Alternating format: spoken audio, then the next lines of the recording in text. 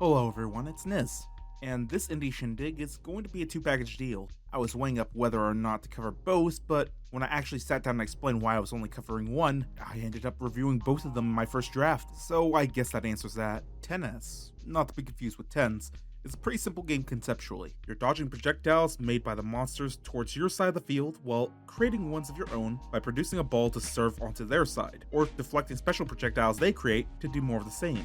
You lose lives when you get hit by any object that isn't set as your ball, and only the back surface despawns your ball, while enemy projectiles are removed when they hit any edge. Not gonna lie, with the fact that these enemies never hit the ball back into a hostile projectile, and that they're not penalized if you get the ball to hit their end of the court, and honestly, there's no real reason outside of building combo for more damage to maintain your ball's lifespan, I wouldn't blame someone for considering this to be a glorified breakout at a different angle rather than a game of weaponized tennis. But I personally think there's more to it than that. Not only are you expected to hit the projectile back, you can aim an angle to reflect based on the facing direction when swinging. The jump grants an additional element that can be interacted with via verticality. Hitting a ball downwards destroys it, but gives an explosion damaging all nearby. Although with the downward spike pushing you upwards, you could theoretically stay in the air indefinitely. You're not going to get much done if you don't move, but you're effectively immune to all projectiles up here, which also keeps you safe from any barrage that you may be expected to wade through otherwise. There's a self-centered blast move that can also destroy all nearby hostile projectiles, but it costs the ball's serving charge to use it. I didn't find it as useful as it could be for reasons I'll mention later.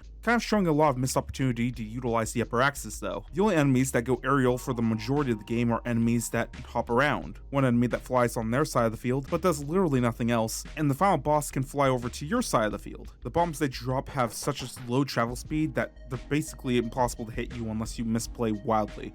So for the majority of the game, the jumping is just sort of there.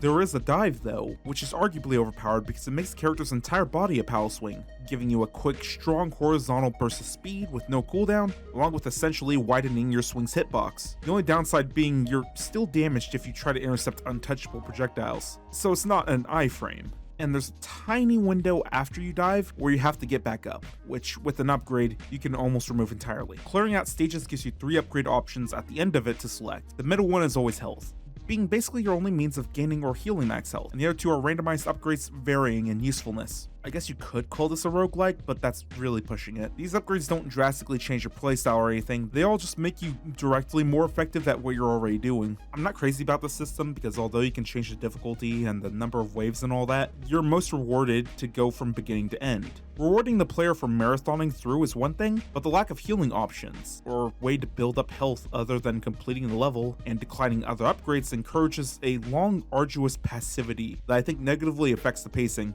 and the gameplay. For example, there's a charge system that builds up a counter when you hit enemies or reflect their projectiles. This increases their damage output, but once one goes past you, the counter fully resets. There's no point in risking anything to maintain this. The combo meter is not going anywhere just because it reset. When you're low health, you don't want to risk it because you don't want to lose all your upgrades. When you're high health, you don't want to risk it because you want to gain more from your windfall.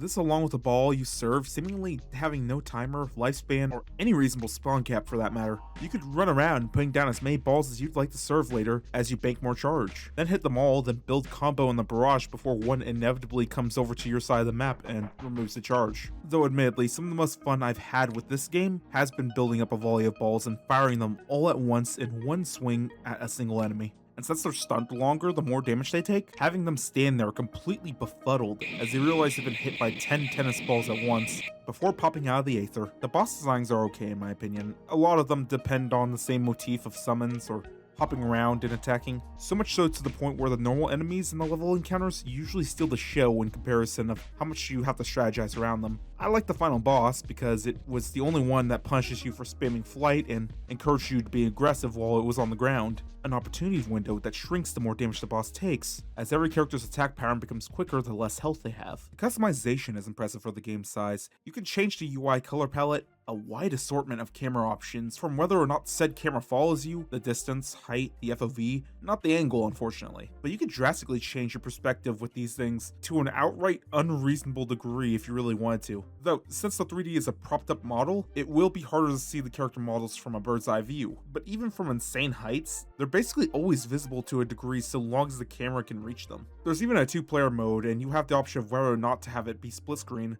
yet there is no resolution option. It's either this or full screen, and the full screen recording is wonky on my end, so I have to record it in a small box, as you may have noticed by how fuzzy this footage is. I guess with all this talk of visibility, we should talk about the elephant in the room. For the few who've played 10S before, they probably have already noticed, and for those who haven't, might have noticed me taking damage throughout the background gameplay seemingly at random, but it's not actually at random. You see, for some reason, the visuals in my version of 10S are faulty, and honestly I didn't realize this until I pieced it together that 1-2 was my favorite level visually because it was the one that suffered the least from this effect. I've reinstalled the game, I've even tried to pursue older versions. Even after playing it on a factory reset, I've noticed nothing different. I have no idea what's wrong with it, but the results of this error are unbearable. From being unable to see the ball and having to use the diamond to represent its position to locate it, and not being able to see unblockable projectiles, which is a very common one. Which is strange because I have this problem less often on the black maps, despite the fact you can see that the unblockables have an outline precisely intended to prevent this problem. These two factors make it straining to try to play the game on certain levels, as you need to try to use the enemy attack pattern, and even sometimes drop down art as visual cues to indicate where one generally might be. But in certain levels, this is effectively impossible to decipher reliably. You could just end up bumping into it for not respecting the general area it would probably be in, or by sheer chance. This shifts the game from tricky to theoretically possible. It's far from the most difficult experience I've had to face, but it's taxing when it's something that isn't remotely fair, consistent, and not even supposed to be happening to begin with. Now knowing that there really is no glory in this, because winning in this scenario is outright luck, I folded at the final boss and lowered the difficulty. This is actually where I learned that the soundtrack speed is reduced a bit if you're playing on the easy difficulty, making it sound somewhat off yet more calm. I thought it was a nice detail that facing it as intended gave you a less altered version of the song. It's just a shame I learned this because I had to make the invisible projectiles I was dealing with not spawn in order to win. I'm glad I was patient with it though, because 10S has a bit more to provide past this point that caught me off guard, and that's out. Once you beat the game, you gain access to a level where the camera is at a much more personal third-person angle, and you can't change it. Your character model is a bit different now, and you have what looks more like a saber than a tennis racket. There's no indicator for how large the field is, and nothing other than the background visuals to use as a landmark for where you're going until you run into enemies, nothing like the ones you faced in the other levels. Reflecting pellets seems ineffective and outright non-option for most of them, so it's preferable to run up and outright strike them. There are invisible walls that you can't discern until you start bumping into them, and in these awkward arrangements where it's difficult to locate the enemy, did I realize I could actually control the camera this time around. But instead of positioning via options, it's the more traditional look around. You could even do so with your mouse. And I could in fact go backwards. And that's what hit me, that there wasn't really a backwards, but I was dropped near the center of a world that I haven't mapped out yet. The only non-hostile creatures are actually ones you fought in the second to last level, referring to the protagonist as their queen and stating there are 4 lawless idols left. This world did catch my curiosity, though admittedly only because it was not what I was expecting. I would have gotten tired of the mystique of this pretty quick if it were the opener, though it did grab me in its own way to see some form of civilization off in the distance and colors to constantly shift between general areas. Even though I traveled around and gathered these upgrade nodes to increase the protagonist's mind and soul, I even got the racket back for a ranged weapon and dashing to navigate the world faster. I couldn't find any of these lawless idols I was seemingly meant to deal with. There's something here and has me wanting to see what is going on with this, but I assume that there's probably more visual bugs going on here and that this isn't quite what the segment was meant to look like. If working as intended, I suspect it would beckon me deeper into the canopy of challenges while giving me just enough clues to be more curious of the world and its happenings. But I can't for the life of me figure it out because I'm completely blind in the ways that matter, and I think that best sums up my experience with the first 10S. But there's another game in this equation that hasn't been mentioned yet, and that is the sequel that is recently released, 10S Forever. You're probably already noticing the differences. There are a few immediate ones, namely the camera angle's locked in a top-down position now, and you can no longer jump. There's a lot less verticality in this version of the game. The maps are always black with white character models, which means less strain on the eyes, blinking back and forth from black to white, taking up the majority of the screen. But also there's a lot less color going on here in general, and this means that when there is color on the screen, it's eye-catching. It pops out. Color is used to indicate a point of importance. It's sacrificed aesthetic vibrance for better game rating, and I appreciate that. For some developers, that can be a hard ask, especially think about how it won't make your game stick out as much for people who stumble across it. Indie gaming can often have the visuals overtake the interactive part inherent to gaming in a desperate attempt to be eye-catching, so a compromise there is in no means an easy task. The game may look as if it had flattened figuratively and literally, but not much has been lost with the removal of the third dimension along with the constantly swapping color palette. The only readability loss I can think of transitioning between the games is that there's no longer an individual health bar. The line of the field is now the collective health bar of the enemy. This makes it generally a lot less useful for checking the state of individual enemies, which admittedly is less relevant now that they don't get faster with lower health, and not many have low health conditions. But with how some react to getting hit or others getting hit, it would be nice to know how much more they could handle while I'm aiming my next shot. This does, however, give us a clear indicator when there are going to be more enemies spawning during a level, unless they're summons, which we in the business call a mistake, and the fact that not all the enemies necessarily spawn at once does add to the game's depth, especially when if there's a row of enemies or a row to immediately be made, you want your ball to be on the enemy's field of it to wreak havoc behind them. So it's certainly worth timing. I just wish this feature was more relevant for how disproportionately the collective health bar makes things more vague. The levels also now no longer give upgrades between stages, which I'm also partial towards as it's often an approach to increase replay value to throw in roguelike elements to a game even if it doesn't need them. The absence of it in this game gives it a stronger sense of vision. It doesn't want to change the movement speed of the player or the projectiles because it's designed with those in mind. And some of the challenges and skill ceiling in the game would crumble to its detriment if you had control over those elements. As a result, the game's more difficult in its intended design, yet the player has a lot more control of the situation. Generally speaking, you can't speed up or slow down the projectiles with upgrades, but it means that the game could do things where using either of those upgrades could have made a scenario dirt easy or effectively impossible. I call it the euphoria fallacy, but it now occurs to me that's a very pretentious way to basically say faster projectiles are harder to dodge, but slower projectiles take up space longer, which can actually be worse if you're dealing with a bunch of different forms of attack and or projectile speed. It's the loss of a power that the player was better off not having to begin with. Now you're simply playing by the game's rules. You can't serve balls anymore, it simply serves one in the center of your side of the map automatically. This is a little annoying because it means you have to play around the center between the end of combos and the start of new rounds, whether it serves you or not. And although the rounds aren't randomized like in the original 10S, there are definitely certain encounters that make having to serve in that spot in particular needlessly rough. You may be wondering why this matters outside of positioning, and that's because of how the player works this time around. You can no longer stack up a bunch of health as wave rewards, and the only way to replenish them for the majority of the game is to get 10 hits with your combo, retroactively giving more relevance to the title. Combos have been completely reworked. It's no longer a meter that gains more charge each time you fill it up. It now is a counter that raises the damage with each grounded swing and reflect. Dives do not count towards the counter if they're not a reflect. This is an excellent change because diving is by far the most safe and easy way to keep a ball on the field without getting hit in both games. Especially notable in 10S Forever because it provides true iframes, and the amount of time vulnerable while recovering from a dive is negligible. I mean, for God's sakes, you can decrease the window even further with upgrades in the first one. This means you can only get it off with ground strikes, which require more tracking, positioning,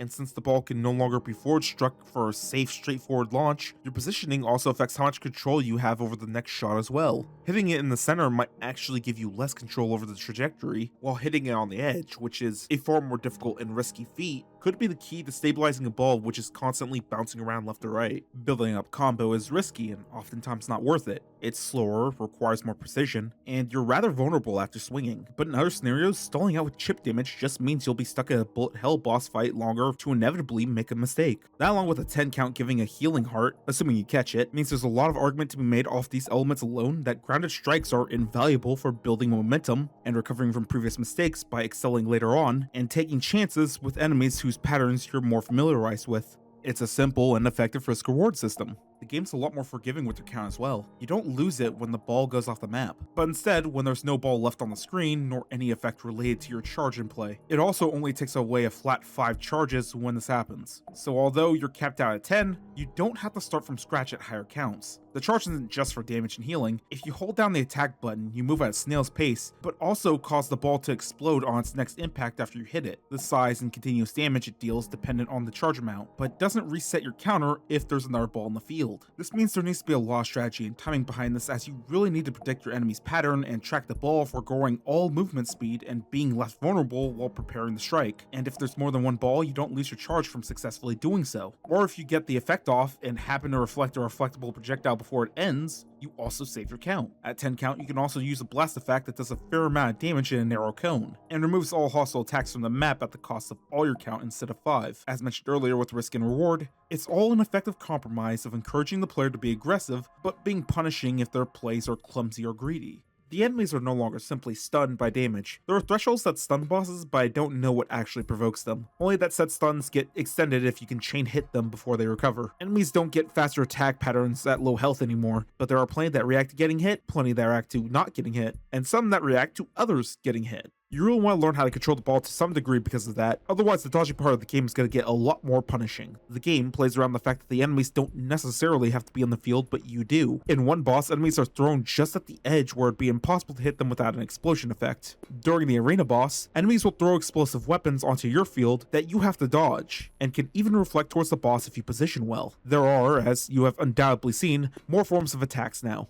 Down from basic balls, there's ghosts, which are the normal unhittables from the first game, the boomerang effect that I still for the life of me can't consistently dodge because their spinning makes it harder for me to nail down their hitbox. They also just take up space longer because they have to bounce back to the other side before they stop, and one particular boss thinks that they're cute by throwing them sideways down my field. The weapons more or less all function the same. There's a small delay after they're thrown on the field before they cause a fire effect, which when reflected they serve as a count explosion of 5. Some enemies can make fire naturally, and it's a dangerous effect used sparingly as it tends to decelerate when thrown towards your side of the field and lingers to straight up deny you space. There's also side laser crystals, which are a rare attack, but a very tough one to deal with when you're focusing on other things. The left to right ones are a bit tricky to time and line up, destroying the crystals, but easier to dive through if there aren't multiple, while the ones that come from top are very difficult to dive out of, but a lot easier to strike the crystal to despawn it. Each stage introduces these ideas gradually, and some will bring others back and combine them to challenge you on what you learn, making it very satisfying to start getting the hang of. What is 10S even about though? Well, when it came to the story, I genuinely don't know more than I think the protagonist was an imp in hell, rising the ranks in a journey through different 10S related realms, besting everyone, then the self, and using it to get out of hell to achieve something involving dealing with 4 lawless idols as the now queen of the weird tongue people. Yeah, it got especially confusing at the end where I didn't get to really know how to beat the out open world level. That might have had context that would have bridged a thing or two here.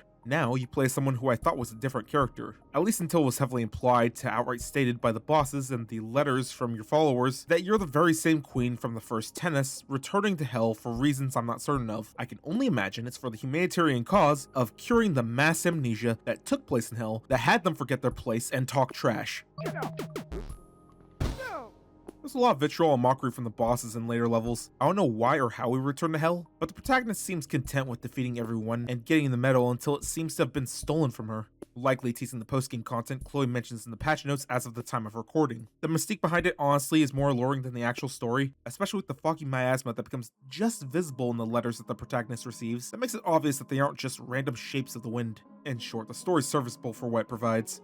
So, as it stands, I would probably conclude that 10S is a fun little proof of concept that you'd probably expect on the spot of a sports-themed game jam, which in the state I came across it, would need a few things ironed out, though the jury's still out on whether or not that's just a me thing. While 10S Forever looks like a downgrade on first impression, it is far more tightened in its design, with more deliberate features and overall better readability, plus being a lot more challenging to a reasonable degree. I would definitely recommend giving 10S Forever a try if you're willing to spare $8 and it garners any interest from you. I'd say it's not an unreasonable price range for what it provides the player. It's short, but doesn't overstay its welcome, although any replay value is for those who want to get better and master its time by refining their skills, and those who want to try out the gimmicks of the multiplayer with a friend. Otherwise, you could probably clock in 5 to 10 hours and see most of what it has to offer. With all that said, I think that concludes this Shindig on the 10S series. I hope you all have a good day and be safe.